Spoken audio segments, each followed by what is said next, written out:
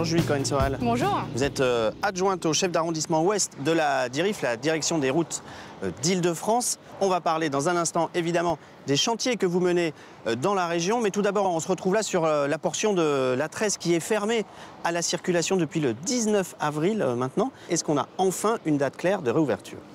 Oui, on maintient notre date de fin juin. C'est quand même une bonne nouvelle, ça sera bien avant les Jeux Olympiques. Alors revenons sur le thème central de cette émission, à savoir l'entretien des routes. C'est vrai qu'on a du mal à savoir qui fait quoi concrètement, quelle collectivité s'occupe de quoi. On a l'impression qu'il y a une dilution des responsabilités. Alors effectivement, il y a plein d'acteurs sur la route. Donc il y a des routes communales, c'est les communes. Nous, on est là sur le réseau routier national, donc ça, là c'est l'État. Mais il y a aussi les départementales ou alors à Paris, il y a le périphérique géré par la ville de Paris. Donc il y a beaucoup d'acteurs. Alors vous, concrètement, vous vous occupez en Île-de-France de 1300 km d'autoroutes et d'anciennes routes nationales, 300 échangeurs, 1200 ouvrages d'art, 25 tunnels. C'est considérable. Est-ce que vous avez vraiment les moyens humains et financiers d'entretenir tout ça ? Alors aujourd'hui, on a un budget sur 2024 de 200 millions d'euros quand même.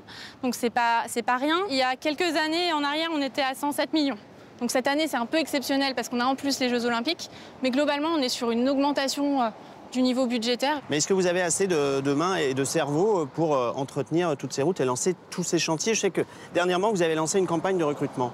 Alors effectivement, c'est l'autre facteur limitant, la main-d'œuvre, aussi bien pour lancer les chantiers que pour l'entretien courant, juste les gens en bord des routes qui vont venir ramasser les déchets, faucher l'herbe, etc. Donc oui, on a toujours besoin de monde et c'est pour ça qu'on recrute. Alors aujourd'hui, vous avez à peu près 1000 agents qui travaillent à la DIRIF au quotidien. Concrètement, comment vous choisissez vos priorités? Comment vous faites vos arbitrages?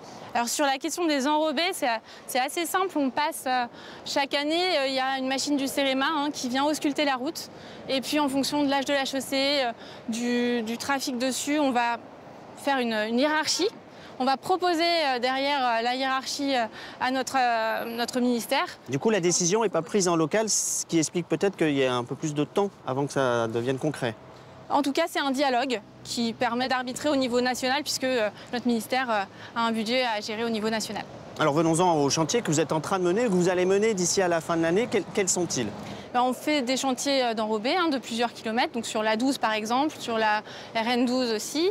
On a des chantiers de modernisation avec l'enfouissement par exemple de la RN10 dans la traversée de Trappes. Et puis sinon on a tout l'entretien courant, donc les espaces verts, l'assainissement, tout ce qui est aussi glissière de sécurité, voilà, les ouvrages d'art également et l'entretien des 25 tunnels que vous avez cités. Donc ça va bien au-delà des simples nids de poules, on est d'accord? Exactement. L'entretien de la route, c'est vraiment très très divers.